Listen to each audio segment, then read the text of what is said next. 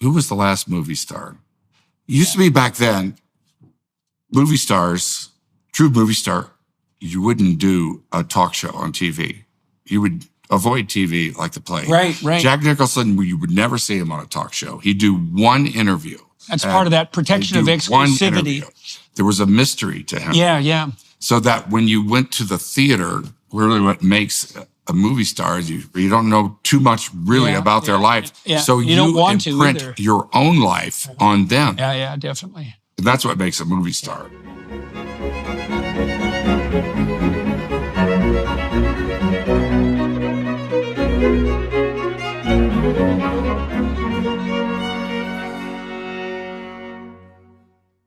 Hello, everybody. I have the privilege today of speaking with actor Dennis Quaid. He flew into Scottsdale to do the show in person. I saw a screening of his new film coming out in August, end of August, Reagan, last year, and thought it was a classic American production. Very much enjoyed it.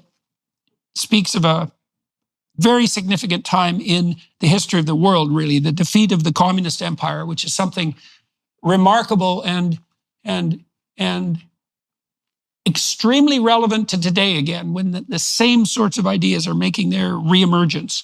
And so what did we talk about? What are we going to talk about? Well, Dennis's career, the challenge of playing Reagan, the purpose of drama, what would you say? It's calling to us to see the world through the eyes of other people so that we can expand the way that we look at things and we can expand what we can understand. We talk about Hollywood. We talk about the future of the music industry. We talk about political attitudes and how they affect the entertainment world. Join us for all that.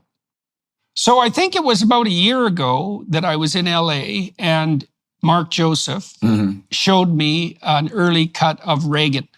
Yeah. It's changed from then. Well, I liked it. I'll tell you why I liked it. I liked the fact that the film concentrated on Reagan's activity as an anti-communist. Yeah, I thought warrior. that, you bet. I thought that was wise. Right? All of his life. Yeah, right, all of his life. And so I thought that was extremely interesting. And I thought it was a wise choice to concentrate on that specifically, because that's the right, what would you say? That's the central story with him as far as pertains to the world. That is exactly what he, almost single-handedly, really, because if we'd had another president in there, it would have been business as usual. He defeated communism. Yeah, won the Cold War. He defeated it in its last iteration. It's making a lovely comeback at the moment. Well, we didn't. He didn't help them. No, he certainly didn't. No, I agree. Which is, yeah, and I thought the film did a very good job of concentrating on what truly was central about his presidency, and I think that is what was central. And it was daring, and as you said, he had committed his whole life to it, and so that was interesting. I also thought the movie was interesting from a narrative perspective because it kind of it was a classic Hollywood movie. Like it harkened back for me, to the kinds of movies that were made in the 1950s and the 1960s. Like it's unabashedly pro-American, but not in a way that hits you over the head. But it doesn't have that kind of cynical bitterness that's characteristic of much of the productions of popular culture really since the 1970s. And so that was nice to see. And it was pleasant to be carried away by a movie that was... It wasn't like an Oliver... a movie that Oliver would do, like about Nixon. Right. Yeah. Right. So how did you get involved in that project and why were you interested in it? I took a meeting, I think this was like 2017, that I heard these people, they want you to play Reagan. And I was just like, sure, right. Because I didn't think I looked like Reagan or... The only thing we had in common was that we were actors. And so I went and had a meeting with Mark. And so it was a process, because he was my favorite president. I will say already. that. Yeah. And I I'd lived through those times and knew what they were. He was the first president. I did vote for Jimmy Carter in 76. Regretted it. But in 1980, I voted for Ronald Reagan. My dad was a huge Reagan fan. And I voted for him and went home. And my roommate at that time, from Texas, he said, "Who'd you vote for?" And I said, "Ronald Reagan." And he said, "You are kicked out of the hippies." Yeah, definitely. So that was like, yeah, for sure, yeah, man. You're not in the hippie club anymore. So you're in the warmonger group. How old were you when you voted for Reagan? I was 26. 26. Okay. So you were old enough to have some sense, but you could have easily still been a hippie. So I wouldn't have voted for Reagan when I was back then. I was still being too entranced by the blandishments of the left. So why was it that at that time Reagan was yeah. Well, like I said, I'd voted for Jimmy Carter about that. And then after, which reminds me very much, those times remind me very much of what's going on today. There's this malaise that Carter had his malaise speech. Right. The country had lost confidence in itself. About who we are. We was kind of accepted that we were a nation in decline. It was after Watergate. It was after Vietnam. The oil crisis. And the hostages. Jimmy Carter was like, we tried to be and play nice with the Soviets during that time, as far as peace. Jimmy Carter did a great job with in the Middle East with Egypt and Israel, but when it came to the Soviets, it was like we gave away the B-1 bomber for nothing in return. And we kept for nothing in return just to show our goodwill, I guess. And it's the way the real politic works in the world. They were doing the biggest military buildup and they were going into Africa. They were all over the world. They were making great strides into Central America and the like. And Reagan, who had always been, this kind of cold warrior and great communicator, came along and told people to pick yourself up. There's a brighter day ahead. And it was the perfect time for him. Right. He also had a very stark message, which was that, and very forthright, which was unapologetically that the Soviets were an evil empire. Yeah. Which they certainly were. And so he put his finger on that perfectly. And so... Yeah, that was all by design. He didn't talk to the Soviets for the first 6 years of his presidency because they kept dying on him. Right. That's right. But they were putting forward like one 90-year-old after another, right? Yeah. There was a sequence of them that lasted about 6 months in office. Right. But up until his presidency, it had been appeasement with the Soviets. I think Kennedy did a really great job of it. Nixon was actually, no matter what you think of him personally, he's probably had the most knowledgeable world affairs president we've ever had. But Carter, he tried to be a nice guy. He was a nice, he was an agreeable person. The same way he personally got together Sadat and Reagan, which he did a great job of. But no. The thing is, being empathic and warm and compassionate, that works real well with people who are honest, decent, and really, at the local level. And at the local, that's exactly right. That's right. Yeah. That's a within family ethic. Right. With the real thugs, it's not the right approach because they just think you're a sheep. These players on the world scene, they're badasses. And that's one of the attractions that I had for Reagan. At least, he's a badass, but he's my badass. Yeah. And a principled person. A principled person. Right, which was a remarkable thing also to pull off, I would say, in Hollywood, because I'm sure that he was subject to the same temptations that people are generally subject to in Hollywood. Yes. And I'm sure gave into quite a few of those temptations. He was a human being. But, he always picked himself up. He was, his movie career, I think he was disappointed in his film career. Yeah. He was he was a B movie actor. Yeah. And, you know, the films were never quite up to what they should be. You know, it's kind of like he could have been John Wayne, but there was already John. Yeah, right. The niche was already that was there. Yeah. And, you know, that he was married to Jane Wyman, whose career went like this, and his just kind of stayed there. And he became vice president and then president of the Screen Actors Guild. Yeah. During that time, you know, because his career was fading, really, and it's there that his real fight against communism started. You know, even though it was kind of rumored, you know, you got to be crazy, but they really, after the Soviet Union fell, come to find, you go to the archives, come to find out they really were in our unions, especially in Hollywood. And well, it's and Reagan actually had physical scars on his back from fights.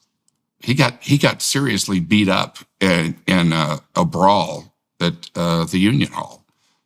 In fact, from that, and he had scars on his back, and so he didn't like communism at all. Yeah. Well, it's easy for us. Well, I think still we're blind to the threat. I mean, I see in all of this university uprising that's occurring now, and all of these bad actors who are protesting constantly in inner cities and setting up encampments and building these like independent cities. There's a stream of thought underneath that's, well, it's very much akin to the Marxist stream. Although that stream is you get into the society, into the unions or whatever it is, you start creating mayhem and chaos. You put one at this corner, that corner, and then you just start creating this mayhem. And from that, you start confusing people. They feel like they can't do anything about it, and it starts to grow on its own. And Reagan didn't want to expel communists or even the Communist Party, but he's principled in that way because he felt like democracy can handle it. In fact, that's what he testified at Congress during that time, during the time of the Red Scare and all that. I guess that's what we're trying to figure out right now, too, whether democracy can handle it. Democracy can handle it. It really can. What it takes is for people to be informed, be aware, and to it's slow to move, but people got to get involved. Yeah. And I do feel that pendulum happening in this country now, that people are waking up. Yeah. You feel saying, that I've had enough, because it affects them in their house, at their house, in their neighborhoods. Just the structure and the substructure of society, kind of breaking down, little by little, and where you don't feel safe anymore. You don't. This is not the way I remember it. So, how did you figure that out in your mid-20s? I mean, I would suspect that the milieu you were in was pretty radically progressive, radically liberal. Like, why? How was it that you came to be oriented in that more conservative direction, or particularly in the anti-communist direction? Well, I'm an independent. I've never been a Republican. I've never been in the Republican Party or the Democratic Party, and I've voted both ways all of my life, according to what I thought the country needed at that time. Republicans and Democrats, as they need each other. Yes. Yeah. The Republicans need the Democrats because of this social thing that's out there to kind of lead the way progressively. We move along as a society, and the Democrats need the Republicans to kind of keep a little governor on that and make sure that we grow the right way, and that that we don't leave behind principles and things that are at the bedrock of who we are. So it's been both ways. So let's go back to Reagan per se. So you had a meeting, you said, in 2017, and you weren't sure that that was a part that was right for you. Yeah. I thought when I watched the movie that you embodied Reagan remarkably well. Well, thank you. I appreciate that. But at the time, to tell you the truth, what really is like this fear went up my spine. Oh, okay. Because he's like one of the most recognizable figures in the world. Right. It's a big part to screw up. Yeah. And, that's, so I was really hesitant about it. And, I also wanted to make sure it was done right and what it was. And,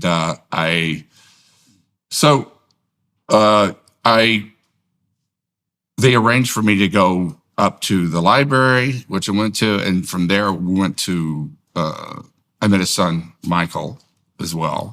And I went to the ranch, and it was when I went up to the ranch, what was the Western White House back then above Santa Barbara, and went up 5 miles to the top of the mountain, 5 miles of the worst road in California. And I can't believe the Queen of England actually tried to go up, she was a tough cookie, that woman. But you get to the top, and he opens up, and I realized that Reagan was not a rich man, because this place is like, it's nothing special in how special it is. I mean, the house itself was maybe 1,200 square feet. They had a king size bed. Everything was left exactly as they left it, and it's not a place that you can tour. It's it's a private home, and they had a king size bed, but it was 2 single beds that were zip tied together. All of the refrigerator, the stove was GE, because he worked for GE. I'm sure he got a deal on that. And you could tell that he had done all the work there himself, just like the legend had said. But there was a humbleness to it at the same time. But he was not a rich man. He made a lot of people rich. But he was really who he said he was. And that was the thing that really kind of convinced me at the time. And I started thinking, well, we were both actors. We both have a sunny disposition, kind of optimistic about the world. And there's something about him, though, that's funny with you, that sunny disposition, because you're not a kind of wide-eyed deer in the headlights sort of guy. It's very interesting to see that sunny disposition combined with something more like, what would you say, traditional masculinity, and that's likely what Reagan managed too, right? Because he had enough backbone, obviously, to stand up to the communists in the unions and trust but verify. Yeah, right, exactly, and he meant that. Yeah, and so, yeah. But those things, and then there was also in getting into him, because as an actor, what really fascinates me about acting, even more and more so, is what makes people tick, and who are they behind what you think you know. That's what the motivations go way back. There was something in Reagan that was unknowable. I come to find out, and even those that were close to him would say that. I don't even know if Reagan was aware of it, but there was something, the great communicator. There was a very private place in there that you could not breach. I'm sure that Nancy knew what that was, but he was a very, very private person underneath it all. Yeah, well, I wonder, because of the remarkable role he played, there's something singular about that. Right? That, what would you say, integrity and vision that enabled him to see the true nature of the communist threat early, to fight that locally and to learn how to do it, and then to take that battle onto the international stage, right? To make that the focal point of his presidency. Yeah, even when it was really not the issue. Right, even when most people were over here about that, he was. And that's what makes a great president, is when they can point out, because they have all the info, and they could say, it's here that we need to go. Yeah. And convince people that, of what it is to go in the right direction, remind them of the principles, and not just the issue of the day. Right. Well, that's something to get votes. Right. Exactly. Well, that's something like a prophetic spirit, right? That ability to see the current situation clearly and to see into the future and to put your finger exactly in the right spot. And it isn't the case, generally speaking, that American presidencies are founded on, say, a foreign policy vision, right? Mm-hmm. Foreign policy is important, obviously, but it's usually not central. And it's much easier for a president to default to some fast payoff local issue and to do that continually rather than to fight the battle he fought, which he really fought for decades, right? Yeah. Really, literally for decades. He was the first to say no to the Soviets, but his take was so brilliant and it was disguised. And because his idea, and it wasn't originally his idea, it was from a lot of reading, research, and just time spent. He thought the answer was to bankrupt the Soviets. Mm-hmm. Right. Their economy is minuscule, even today, to what ours is. They had done so much military spending, and they were really, things were so bad over there for their for the Soviet people. The lines just to get food and this and that. At that, 3 hours he comes up with bread. Star Wars, which didn't really exist. He got the idea from the movie. About lasers, that are going to shoot down missiles in space. It didn't exist. And Russians knew it didn't exist. At least 90%, mm-hmm. They knew it didn't exist, but it was that 10% that Reagan made him think about it. He didn't back off of it at all. Yeah. And so, that's a weird blend of fiction and fact. That really tore them up. Yeah. And so they were on this military spending, and finally they just, it just toppled. Mm-hmm. That's really what brought the Soviet Union down. Yeah, well, that's a remarkable climax to a life spent that originated in local fighting with the communists in the unions in Hollywood. Yeah. So how did you prepare to, how much work did you do, biographical work and so forth? I don't know exactly how you would prepare. Well, a lot of it I'd lived through. I'd lived through the times. That had a lot to do with it. And I was a history buff to begin with. So I remember the stuff, but I watched YouTube was really great because you have all of those. You have everything. Uh-huh. You can go back and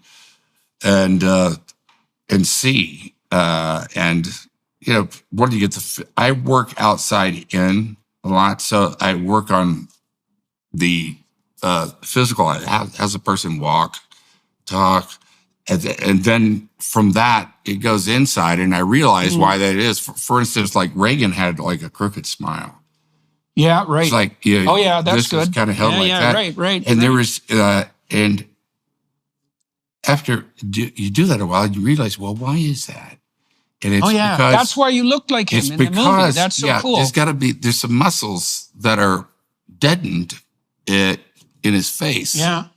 From what I don't know, but that's that leads you to the inside of a person, of where they came from. The way he walked, the way he the way a person grooms themselves, the way they the image they put out. And then there's but really when you get down to that's the outside, and you have all the news stories and stuff. But I talked to a lot of people who knew him personally. Yeah. And, and I think that's really where it formed. I didn't want to do an impersonation. That's the thing that scared me more than anything of, doing an impersonation. What's the difference? Can your savings weather another economic storm? Think about what you've put away for the future. Inflation can render cash worthless, and even real estate can crash as it did in 2008. During times of economic uncertainty or market volatility, investors tend to flock to gold as a safe haven asset. Its value tends to increase during turbulent times, providing a buffer against market downturns. This is why people are flocking to gold now, and why Birch Gold is busier than ever. Birch Gold understands that navigating financial decisions can be daunting. That's why their dedicated in-house IRA department is there to guide you every step of the way. Birch Gold is committed to addressing your questions and concerns promptly. Their team is always ready to provide answers and clarity. Whether it's about fees, taxes on rollovers, or the timing of the process, they are here to ensure you feel valued and well-informed. Text Jordan to 989898 to talk to one of Birch Gold's experts and claim your free info kit on gold. You'll learn how to convert an existing IRA or 401k into a tax-sheltered IRA in gold. The best part is, it doesn't cost you a penny out of pocket. Just text Jordan to 989898. That's Jordan to 989898 today. The impersonation is an act. It's like something you'd see on Saturday Night Live. It's the getting down to who the person is, the real person, is quite another thing. A personal side. It really humanizes them. Yeah. Makes them singular. And I like to, to get a part of a real person, of which I've played many. I'd like to tell it their story from their point of view. Yeah. Not from the outside about what we thought of them, and not for me to really. I try not to comment too much. I try to tell it from their point of view. What is it like? The question is, what if me, were this person? Yeah. In this situation. Right. Well, and that's also what you're transmitting to the audience, right? Yeah. That opportunity. So part of the reason that we go to see movies is because by watching the people on screen and by noting their characterization, we can adopt their aim. And as soon as we adopt our emotions orient themselves around aim. And so if you can embody a character's aim. Yeah, exactly. If you can characterize a person's aims, then you can invite the audience to adopt their perspective, right? And that means they can live being Reagan, for example, in the course of the movie. That's why we go to the movies. Absolutely. And so so how long did you play Reagan, and what was the effect of that on you? Like, I'm curious, when you embody these characters so deeply, because you're really occupying a different perspective, it has to change you, I would presume. I find myself never really asking that question. It's something to me. It's about learning about. It's about learning about myself. Yeah, I don't know how to sometimes articulate that. I have learned to just leave the character at the end of the day, at the end of the take. In fact, just go do something else. Right. Because it's kind of like osmosis. I've already done all the work, and now just let the subconscious work. Right. So you can leave it. See, there's one of the things that you learn as a therapist is to, because you're listening to people and you're trying to adopt their perspective. But if you take that home with you, then you can't manage it over time. Bad things. Yeah. And it's indeed, they have happened to me. Right. I learned that when I played Jerry Lee Lewis. Well, to tell me about that. Because I didn't believe that. At the set, to tell you the truth. And that was Great Balls of Fire? Yeah, it was Great Balls of Fire. And so, I wound at the end, about 6 months after it came out, or maybe a year. Yeah, I was in rehab. Cocaine school. I see. And there was a manner in which that was directly attributable to playing that character. Yeah, so what did they do? Make you manic? Like what? No, well, I was kind of already I was already kind of along the path, and that just. Jerry Lee Lewis is like everything on steroids. Right. Man, that's how you played him too. I mean, that's a very high energy character, man. Yeah.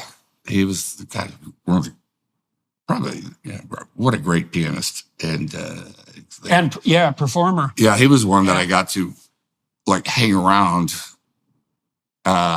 He was on the set just about every day. Oh yeah. In fact, when we shot it in Memphis, and he was over my shoulder going, "You get it wrong, son." Like after a take, especially the music stuff.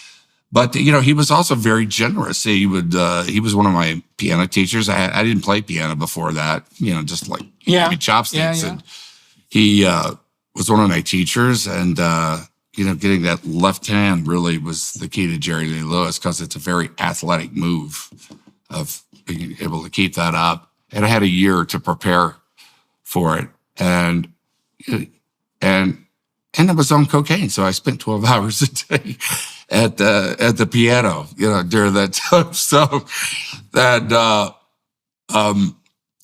but it's I still play. I continued afterwards, and well, that's a good habit you picked. Yeah, that was the good that came from it, because it was that was a great gift from him, and he could be really so generous of spirit, and then he could be like a 14-year-old schoolyard bully at the same time, And think Trump's like that? What? Think Trump's like that? Because I've talked to lots of people who know him, and they talk about his generosity and his kindness in person. Yeah, but he's got that 13-year-old schoolyard bully thing, which also that's the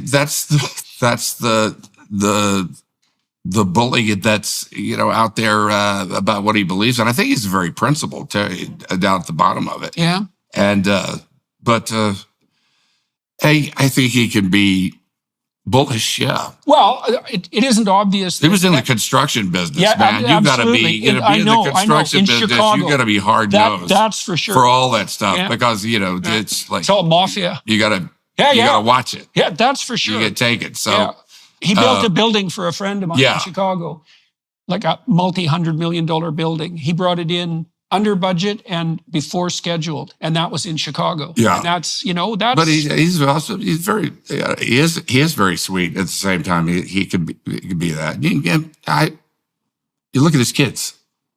He did a great job raising his kids. If you look at it, they themselves are very principled and a great relationship with him. Yeah, like that. Right. Yeah. I mean, in a way, you can't say the same thing about Reagan. There was, we try not to be like make a love letter for this, because he was human at the same time, and he didn't have the greatest relationship with his kids. Was he too preoccupied? Well, his son, his youngest son, Ron, takes every opportunity he can to talk against them and to really try to tear apart the legacy of his father and his mother. Mm-hmm. And Michael and he had they have a good, decent relationship. He and Michael do. And, Patty, it's, I can't speak for any of them really. And I'm sure they all have their personal reasons for that, but he wasn't around much because we're in the studio. He was working for GE. He was always gone. He comes from that generation that, you grew up and you were pretty independent and on your own as a kid, like the way I grew up. My parents, it wasn't like the 90s that were your, helicopter parents or really, the people were living at home till they were 25 and stuff like that. You were, in a lot of cases, you grew up on a farm, you were like 14, 15. It's like, you need to go, find your own life. Well, but anyway, that was the relationship. I think there was a distance there, I think, with his kids. Yeah, well, it's hard for men to strike a balance between doing what they need to do in the world and being around enough for their family. Yeah, I struggle with that all the time because I'm always traveling and stuff, and I try to be there as much for my kids. But, parental guilt follows you no matter what. Mm-hmm. And it's just always there, no matter how good a parent or present parent you might you might be. So what do you make of his flaws? Like, how would you characterize them? You spent a long time inhabiting his skin. Like, we talked about Reagan as someone who had a long-term vision, who was very committed to it, who was very good at communicating that in a way that was compelling, and who was one of the main players in the devastation of the Soviet Union. Right? I would say him, Alexander Solzhenitsyn, and the Pope, and maybe you could throw Lech Walesa in there too as an additional contributor. They're not the only people, obviously. Yeah, exactly. They were major players, man. It was like, that was in concert, all with the Pope and with Lech Walesa. It was all in concert with the United States. Yeah. They wouldn't have been doing what they did if you hadn't had the support from the United States that they had, and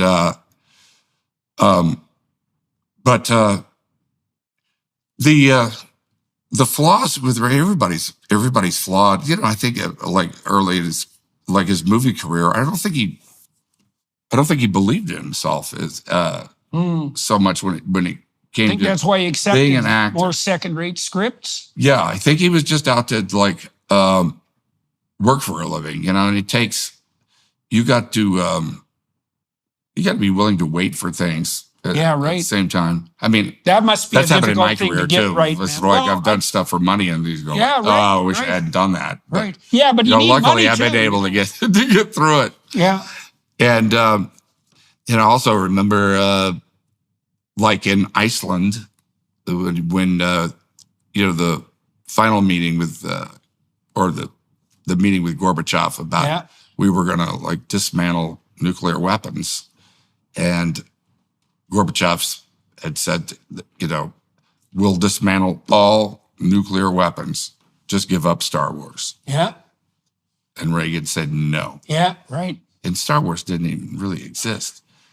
And, and he'd offered to Gorbachev, we'll share the technology with you so that we both have it. And said to know that. But Reagan said no. And I thought at that time in his presidency, I thought that there's that old codger coming up, that won't bend, and that I didn't think it was finessed the right way. I mean, I wasn't there, but it went down. And then also, I think he delegated a lot, which was kind of a strength in that he was an ad man, as president. He showed us what kind of the presidents, he was the best. Kennedy was also great at it. But as far as representing a president as an ad man, as an image, he was really good at it, but he delegated a lot. And I think he wasn't maybe like an Iran Contra. He wasn't able to really keep his finger and to really be aware of what was going on. It was delegated, and I don't think he had direct knowledge of it. Once he had said, "Okay, I like these guys," then there's AIDS. AIDS was another thing that I think he really you can fault him with. He made the wrong decision on AIDS. He really portrayed it from the start as that a punishment from God for the sin of being gay, because it was really recognized as a gay disease, or if you're a drug addict. And he was, in that case, I think he was out of touch and missed the boat, on that. But, he's still a man of principles. But, sometimes people have their faults. Nothing, of course. There is no perfect. Well, it's worse than that in some ways. There's no perfect crime. Well, also sometimes, I learned this from reading Nietzsche. It was the first time I'd really thought about it, that it isn't exactly obvious that someone's faults are clearly distinguishable from their virtues. I mean, you look at Trump, for example.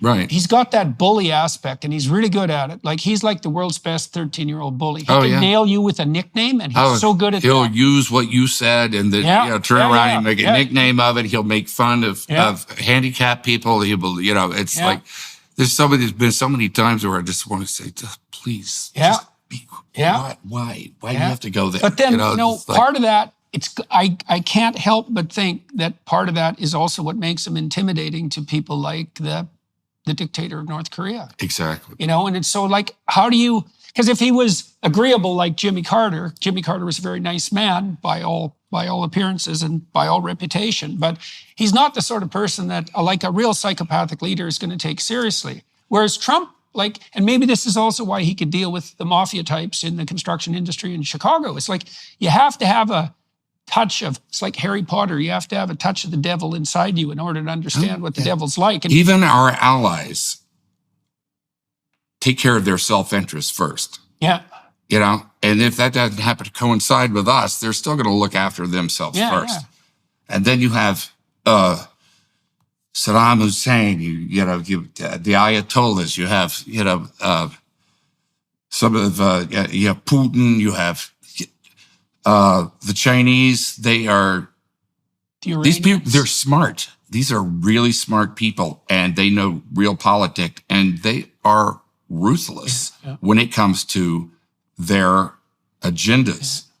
And these have been going on a lot longer than one president. Yes, that's been going on. Sure. These guys are in there for life, and you take a little Kim over there in North Korea. This is like the third generation since of the grandfather, the father, and the son, and they're moving on these things. It's not just talk from them. Yeah. You have to take them. Yeah, well, and it looks to me like you need someone with a certain degree of unpredictability. As far as it's like, let's all be so understanding and everything. Right. They love that. Yeah, they love that stuff. Absolutely. Yeah. Absolutely. Well, this is the problem with a kind of a naive agreeableness, is that trying to get along with people works really well, unless you're dealing with a shark, in which case it doesn't work at all. All you're doing is laying yourself open to be ripped to shreds. Yeah, and that's the way it's always been. And you're going to make things worse. Yeah. If you're trying to avoid war, you're going to create one. Yeah. Because there's just going to be this red line that they come closer and closer to. If you keep them over there, I say don't cross that. Yeah. But if you keep them, if you don't back up what you say, then they'll take advantage of it. Yeah, well, I think it's I think Trump accomplished two things that were truly remarkable, and I think very much underappreciated. ISIS?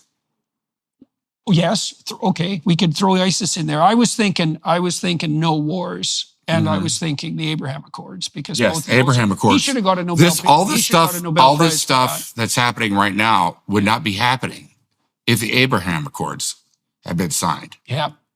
Because, that's, in a way, that goes way beyond what Carter did. Although what Carter did was incredible, but it was like a real true continuation of that of Saudi Arabia, because when they were that close to signing it, devoted to wiping Israel off the map up until this point. Yeah.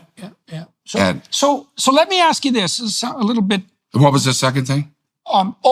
No wars in the Abraham Accords is what I was thinking. Was his fundamental achievements. Yeah. Those are both major achievements of peace. Yeah. Which is not necessary. It's certainly not what anybody would have predicted at the onset of Trump's presidency. Everybody thought that Reagan was going to be a warmonger. Yeah. He was called that throughout his presidency, no matter what. And it was, especially when he was like saying no to these Soviets. It's like, all don't. They're going to have a war, but that's really what kept us out of war. Yeah, definitely. Yeah, well, the 80s were they were an intense time. I mean, people were more terrified of nuclear war in the 80s than we're terrified now of climate change. With good reason, too. I mean, there was at least two incidents where it was like this close. Yeah, I know. I mean, they were seconds away from pushing the button. It turned out to be a flock of geese.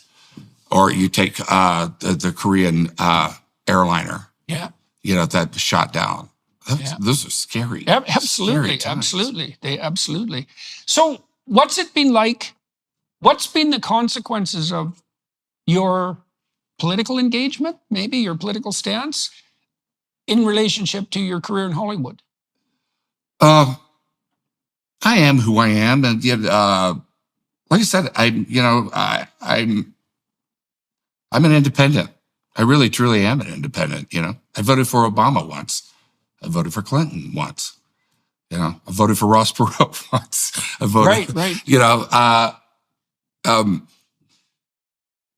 So it's. I think while we were doing Reagan, that was we were doing it in 2020, and that was during COVID and stuff, and they tried to cancel me twice. Tell me about that. Once was over I was doing a podcast around that time, and I forgot what outlet I was having an interview with. It's right when COVID started happening and Trump was, in those meetings, on television every day, giving updates about what was happening. Remember those times? And, asked me like, how do you think Trump is handling, the crisis? I said, well, at least he's there every day. He's, comes out and he's there every day. It may not, be making, saying the right things or this or that, but he's there every day, and that's reassuring. To see your leaders out there that they're doing something about it, and over that, they were trying to they blew that up into. That was one time. And then while we were doing the film, there was this false story that came out. This was that I had taken like $400,000 from the CDC through Trump to do a commercial for the vaccine or something like that, which was totally false narrative. And how my son was calling me up about like, hey man, you're gonna get canceled over this. Is like people, it was like, and so but I didn't get canceled. But it was untrue to begin with. So, do you have any idea why you didn't get canceled? Like, did you do something right, or do you like? People get canceled, so why didn't it happen to you when it storms kind of? I don't know. I don't know. I went on Instagram immediately and exposed it. But right. So there was smoke, but no fire. So that's helpful. And I don't know. Maybe I'm really on neither side is left and right. I come from a time when you had conservative Democrats and liberal Republicans, and their agendas were not so far apart, really. Mm-hmm. And now it's become this deep, wide valley, and they're about 50-50, so it's hard to get anything done. Starting a business can be tough, but thanks to Shopify, running your online storefront is easier than ever. Shopify is the global commerce platform that helps you sell at every stage of your business, from the launch your online shop stage all the way to the did we just hit 1 million orders stage. Shopify's there to help you grow. Our marketing team uses Shopify every day to sell our merchandise, and we love how easy it is to add more items, ship products, and track conversions. Shopify helps you turn browsers into buyers with the internet's best converting checkout, up to 36% better compared to other leading e-commerce platforms. No matter how big you want to grow, Shopify gives you everything you need to take control and take your business to the next level. Sign up for a $1 per month trial period at shopify.com/JBP. Go to shopify.com/JBP now to grow your business, no matter what stage you're in. That's shopify.com/JBP. Yeah, it's a weird thing, I've spent a fair bit of time in Washington and a lot of time talking to Democrats and Republicans. And I've had more success talking to Republicans, frankly. It's been easier for me to talk to them. And I don't think it's because I'm it's certainly not initially conservative in my orientation, although I think I've become more conservative in some ways. The Democrats, their fundamental sin, as far as I can tell, is that they can't draw a boundary at all between the mainstream Democrats, which are the majority, and the minority of radicals. And Yeah, the inmates are controlling the asylum. Absolutely. Well, and these are exactly the same people, as far as I'm concerned, that Reagan was facing off against in the 1950s in Hollywood. It's exactly the same thing. And like I've asked 50 Democrats that I've talked to, when does the left go too far? And I've never got a straight answer from any of them. And that's the God's honest truth, right? It's like, well, obviously the left can go too far, right? I mean, remember the Soviet Union, remember Maoist China. It's like they went too far. When? I asked RFK that. He said, I don't want to have that kind of divisive campaign. Really brilliant, man. But you asked him what? Well, I asked him when the left goes too far, and he said, I don't want to run that kind of divisive campaign. It's like, well, you know, the radicals are pulling your party to the left in a major way.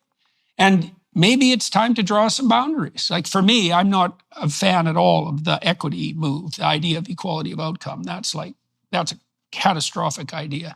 It eliminates individual difference. And why would you do that? Especially if you're interested in diversity. It's like, there can't be equality of outcome if you want people to be different. Like those things don't go together. Right. And you're going to compare people on absolutely every dimension, and you're going to insist on equality. You're going to wind up handcuffing everyone, and basically coddling people to where they can't get ahead because life's tough for everybody around here. And I definitely, I totally believe in a safety net for socially. You know, that wasn't originally part of the Constitution, what it was, what the government is supposed to provide. But, you know, I definitely do believe in that. But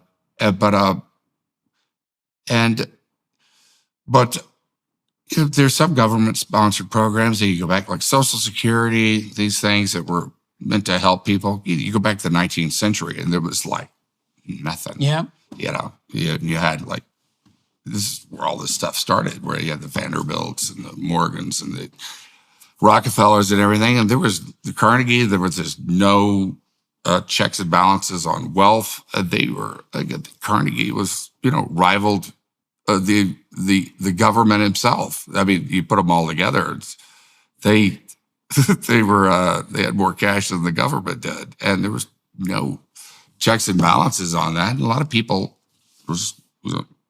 they wind up then with, you know, up here and then down here. And so I think, you know, some of the things that came into being, you know, social networks, and the Democrats can't take credit for all of them. No. You know, Teddy Roosevelt was very, progressive.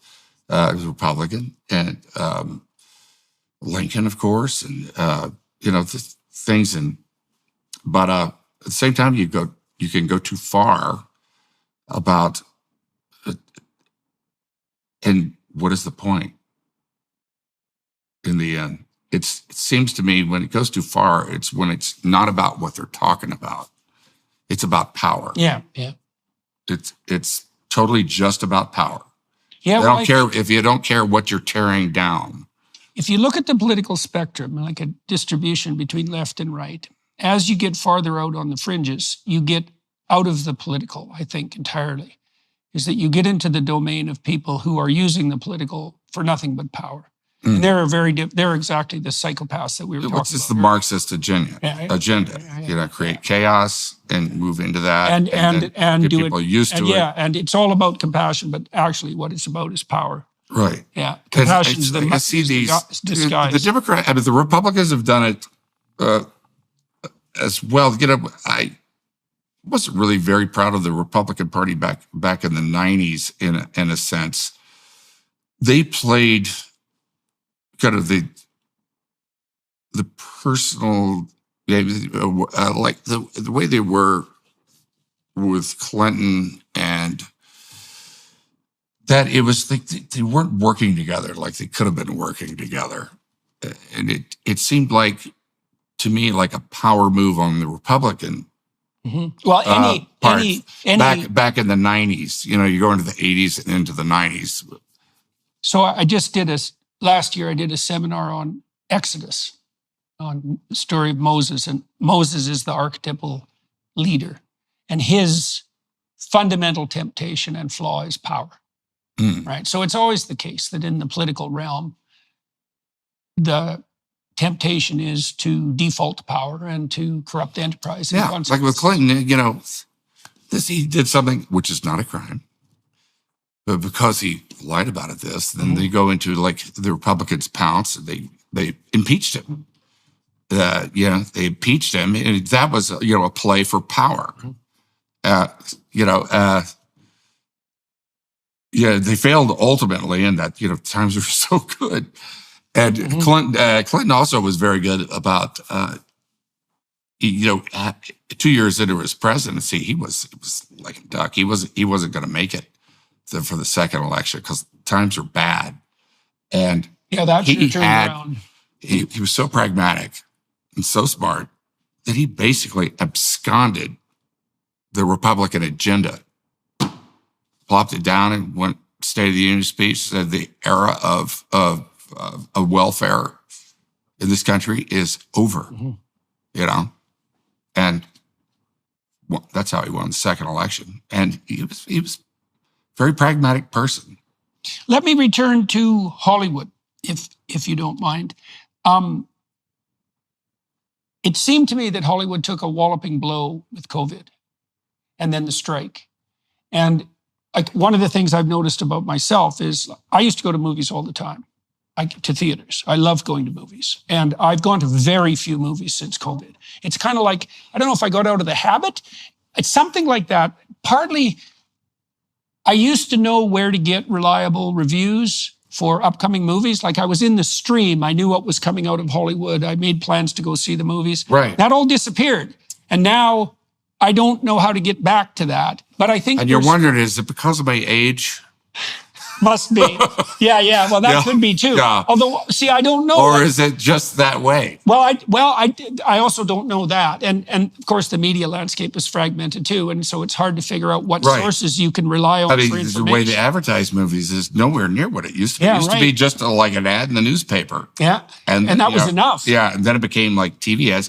And audiences could smell a movie. Yeah, right. It was like so surprising. It was just like, I remember for me personally, Breaking Away, when that came out, it was hard. There was no advertising or anything like that. And we were driving to the theater, to go for the, like the opening of it, on that Friday. Yeah. And there's a line around the block. Yeah. It's like, well, people are in the movie how do they culture. know? Well, that's the thing, is that these things are very fragile, is that we never know what makes a whole enterprise work. And if people are movie fans, they're in the movie culture. They track it. And if you break that, it's like... That's gone. Yeah, well, yeah. So, okay, so you feel that's gone.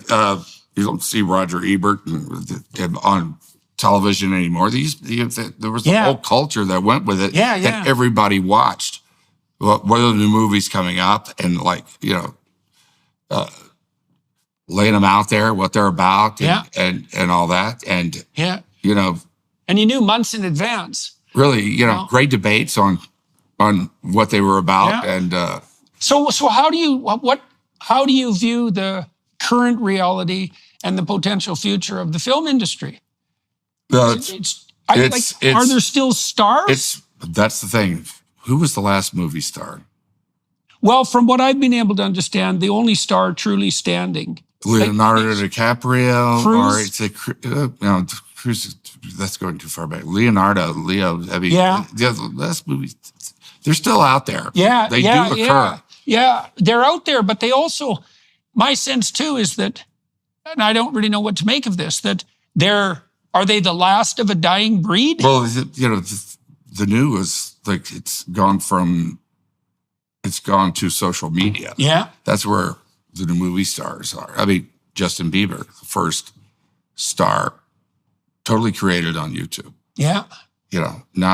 Nowhere near the traditional way of doing it. And then the actors now are the same way. They have their Instagram page. They, self-advertising. Yeah. And, but it used to be back then, movie stars, like going up and really until the 80s, 90s, true movie star, you wouldn't do a talk show on TV.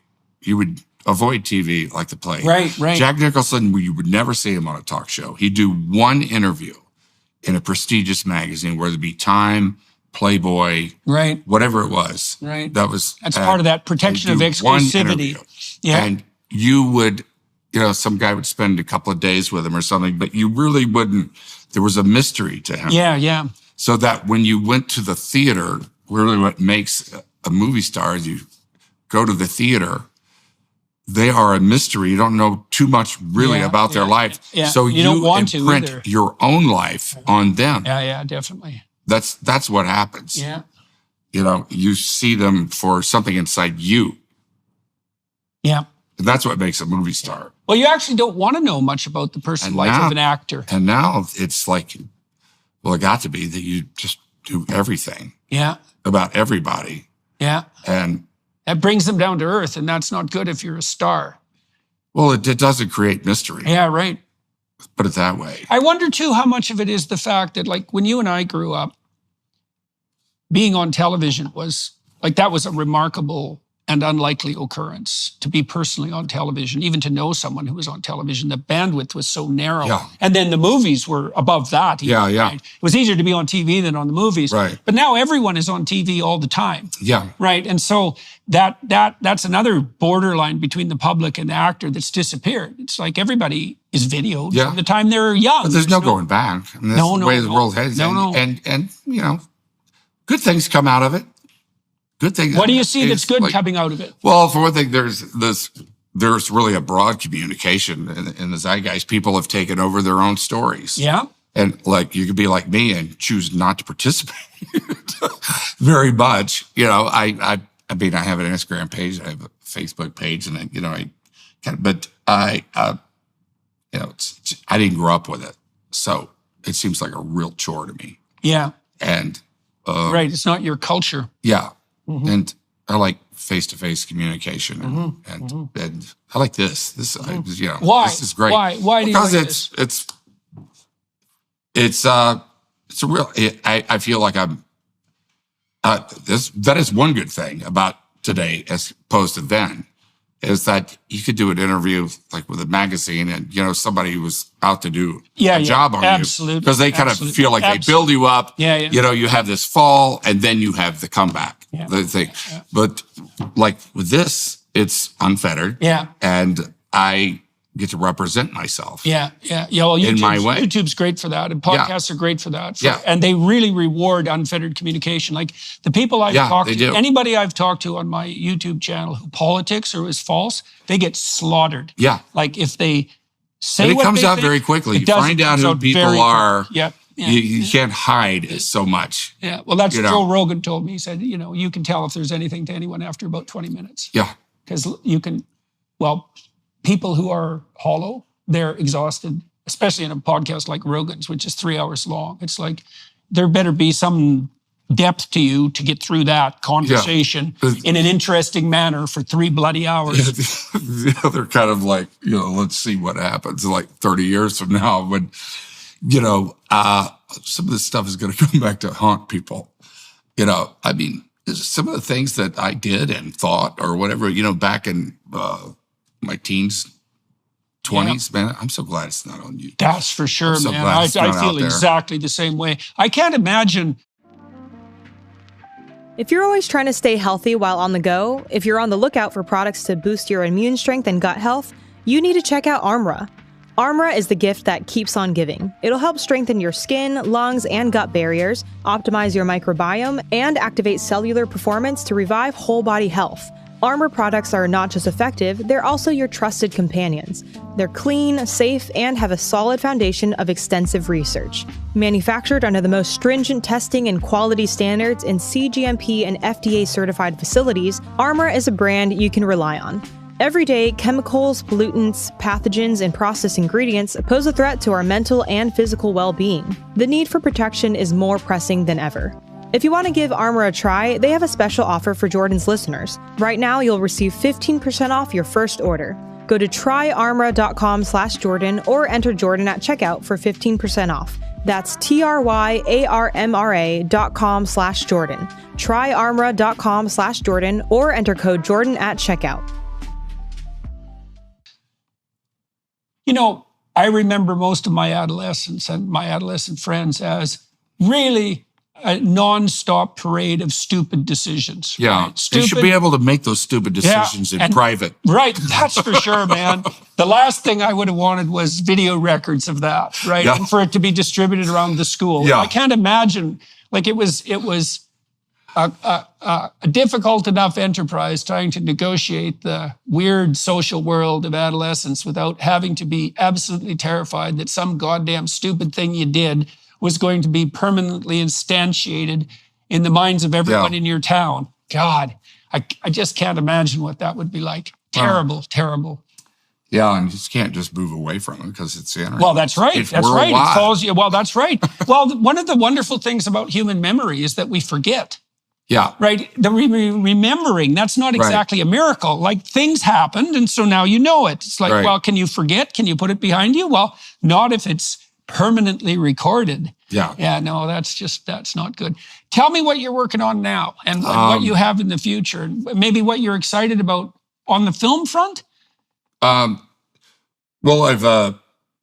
I've started a production company with my wife and business partner, and make films that I really believe in, and that we all believe in, as a company, and kind of based on certain movies in my career, to me, like Breaking Away, The Right Stuff, The Rookie, The Parent Trap. It's a brand basically, and that I want to do. And part of that, we have a thing, Diamondback, which is a film hopefully we're going to be shooting this year. That very much like a movie from the 70s that I really believe in. What's the plot of Diamondback? It's you ever see like Thunderbolt and Lightfoot? Or a great Sam Peckinpah movie. It's like that. I see. And it's modern at the same time. It takes place in the 60s. True story. This kid who was in the Marines, stationed in Quantico, gets out of the Marines. His wife died while he was in the Marines, and they wouldn't let him go home. She died of cancer, and he just, he's young, and he's just like, it's sort of like, Oswald. He got out. He was a Marine. He got out, and these guys to get out of the military, and they just kind of like ramble around. They're kind of they don't have a path. He wound up robbing a bank. Really smart kid. Wound up robbing a bank. Robbed 2 banks in the same day, same town. Well, and for a penny, and for a pound. Went to.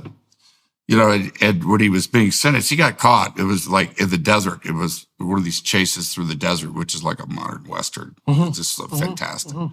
And he told the judge when he was sentenced that, just give me 20 years because it doesn't matter, because I'm going to be getting out. I'm going to break out. And then he did. And then he got caught again. Then he broke out again. And he eventually there was this one cop that was chasing him, and who became like a father-son thing. And he got involved with this case. They wound up on like the third time, they shot each other in the desert. And right, so you got a 60s adventure, you got a Western thing going on. It's the anti-hero. It's an anti-hero. The rebel hero turned anti-hero role which is very reminiscent of the movies of the 70s. Are you good at evaluating scripts? Yeah, I've read enough of them. I know by page 30 will really tell you. I mean, I might be 15. I'll go, where is this going? But by page 30, if it hadn't happened yet, it ain't going to happen. Yeah. And that's how I choose movies. I read a script, and I am an audience member with a first-time experience. Can you imagine of this story? Yeah, I can. Yeah. And it's funny how, like, every movie I've ever done, it's the script. Yeah, in that description part. But you can certainly elevate it from there, but basically it's the story. That's what Now, how really. many That's movies what have really you gets done? me is this story. How many movies have you done? I think we're getting up towards. I know it's at least 120, but it might be 150. I don't know. Wow. Yeah. And what percentage of those do you think Are good? Well, I wasn't exactly. Or live up maybe, to what I thought maybe. they would be? Yeah, that you're particularly pleased about in retrospect. Oh, yeah, probably. I'd say maybe 20%. Oh yeah. Yeah, maybe 20%. yeah. And then Yeah. there's those ones that are just really close to me. So I have different reasons for loving some of the movies that's different from an audience, because it's like I watched myself in a film and I remember it has so much to do with what was going on in my life at the time. You know what I mean? So in the scientific literature, the best predictor of quality, so let's say the impact of a scientist's work on other scientists, that's a good measure of quality. The best predictor is quantity, right? So there's a real tight relationship. It's very difficult to do anything of note without doing a lot of things. Yeah. Right? So you're going to, that's true. If you do a lot of them were taking chances. Yeah. You know, Yeah, some of them more financially, was reason motivated. Yeah. But try to do things. I've never had any kind of strategy in my career except to try to do as many different types of things as possible. Right. Not right. typecast myself. Right. As a a character, creative in strategy. a genre, Yeah. whatever. That broadens what you're able to do too. Well, that's my interest. You know, Right, it's like what makes people tick, and Right. what's this? Right. Something, the best things are something that really scares you, because fear is like a really Reagan, great motivator. Like Reagan, for example. It's a really great motivator. When does the movie come out? When does it comes out August 30th. Yeah. You excited about it? I'm really excited about it. Yeah, it's going to be distributed widely. We went through a process in the editing of it as well. Yeah. That that got to a place that I'm really happy with it. Oh, good. To tell you the truth. Yeah. Oh, good. I wonder how much it's changed since the screener I saw last year. You have this. You have the script. You have the movie you shot. And then you have the movie you edit. Yeah, no kidding. And that's where it really happens. That's for sure, man. Yeah. It's something to be able to edit well. It's where you really get the point of view. Yeah. And you point at the story. Yeah. Oh. All right, sir. Is that it? That's it for this side. For everybody watching and listening, I'm going to continue this conversation behind the Daily Wire Plus platform for another half an hour, so you could join us there. Is there anything else you want to There was one other thing that I'm working on, which is the name of the company. Our company is Bonnie Dale, by the way. That's my mother's maiden name, or her middle name. And I'm working on Happy Face right now for Paramount. That is, I'm playing a serial killer. Oh, yeah. Yeah. Happy Face. One from Canada, by the way. Oh, yes. Yeah. Well, we have the best serial killers. Yeah, you do. Mm-hmm. Yeah, you really do. Killed. That combination of nice and evil, that's a particularly Canadian thing. Yeah, it's really about, he killed like 8 women over 5 years in the 90s, but yet he was a doting father. And it's really about his relationship. It's really about who was he? Her relationship. What's his name? Do you remember? Her relationship with her dad. Jesus. I won't tell you who it is. Brutal. Brutal. Look up Happy Face Killer. Oh, yeah. Yeah. So what's it like to inhabit a role like that? It's so much fun. You're a bad man. All right, sir. Keith Jesperson. Thank you very much. Yeah. So anyways, as I said, everyone, join us on the Daily Wire Plus side. I think I'll walk through Mr. Quaid's autobiography and find out, what set him on a role to be an actor. I'd like to find out about why that's a family affair, because it is with the Quaids, and quite remarkably and successfully. And so there's an interesting story there. So if you're inclined to join us on the Daily Wire Plus side, please feel free to do so. Thank you to the film crew here in Scottsdale for making this possible. Thank you very much for flying in. I'm very much looking forward to seeing how the Reagan film does. Have you run into any distribution problems with it? Is it going to be widely distributed? No. No one's resisting that? No. No, it's going to be widely. It's going to be, I think, 3,000 or 3,500 theaters. Oh, great. Well, I wish you all the luck with that. Like it's not like we shopped it around, all these years. It was just, we kind of waited till we got the film where we wanted and then shopped it. It seems with all the agitation on campus and all the politics that's in the air and the upcoming election in November, that August might be a hot time to release it. Well, one of the things was I didn't want it to come out in an election year. Definitely didn't. And then it's coming out now in an election year, and turns out it's a perfect time for it to come out. Yeah. It seems like it might be. Like it might be. All right. Say hello to Mr. Johnson for me. Will do. All right.